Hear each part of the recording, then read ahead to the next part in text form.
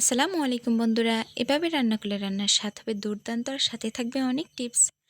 আমি নুডলস রান্না করার জন্য এখানে পেঁয়াজ কুচি করে নিয়েছি, মরিচ কুচি করে নিয়েছি, আলু কুচি করে নিয়েছি, টমেটো নিয়েছি আর নিয়েছি ধনেপাতা।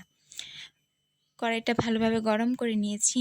তারপর আমি এখানে তেল দিয়ে দিয়েছি, তেলটাকে আমি গরম করে নিয়েছি।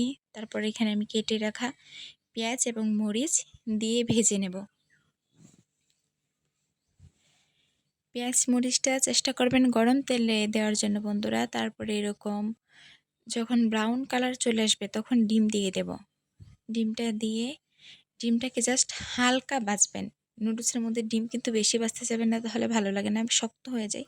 জাস্ট এরকম হালকা একটু ভেজে নেবেন। ভেজে এরকমভাবে আলাদা বাটিতে নামিয়ে নেবেন। তারপরে এখানে ওই সেম পাইপে নিয়ে আমি আলু এবং টমেটো দিয়ে দেব। আলু আর টমেটোটা আমি সেদ্ধ করে নেব।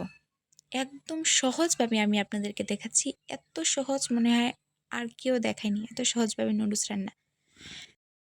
তারপরে এখানে আমি লবণ দিয়ে দেবো, জাস্ট হালকা অল্প লবণ দিয়ে দেব। লবণ দিয়ে এটাকে ভালোভাবে সেদ্ধ করে নেব।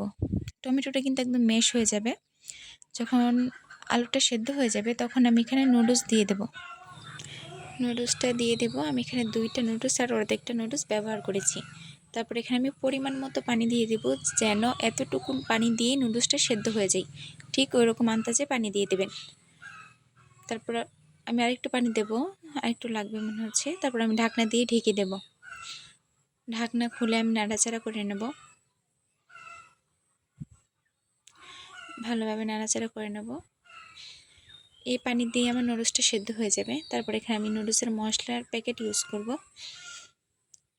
নুডলসের মশলাটা এই পর্যায়ে দিয়ে দিবেন। দিয়ে ভালোভাবে নাড়াচাড়া করে নেব। তারপরে আমি এখানে আগে থেকে ভেজে রাখা ডিম, পেঁয়াজ, মরিচগুলো দিয়ে দেব। দিয়ে ভালোভাবে নাড়াচাড়া করে ভেজে নেবেন। একদম পানিটা আমি শুকনো শুকনো করে ফেলবো। এই যে দেখেন, এখন কিন্তু আমার আর পাইপে পানি নেই।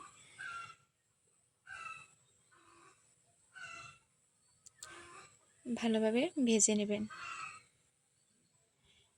হওয়ার আগে আগে, জাস্ট খালি হওয়ার আগে আগে আমি ধনেপাতা কুচিগুলো দিয়ে দেব। দিয়ে নাড়াচাড়া করে নামিয়ে নেব। বন্ধুরা, ভিডিওটি ভালো লাগলে লাইক করবেন, কমেন্ট করবেন এবং সাবস্ক্রাইব করেন, তাহলে সবার আগে আমার ভিডিওগুলো আপনাদের কাছে পৌঁছে যাবে। প্লিজ বন্ধুরা, আর একবার অবশ্যই তৈরি করে দেখেন যে কত মজা হয়। আল্লাহ হাফেজ।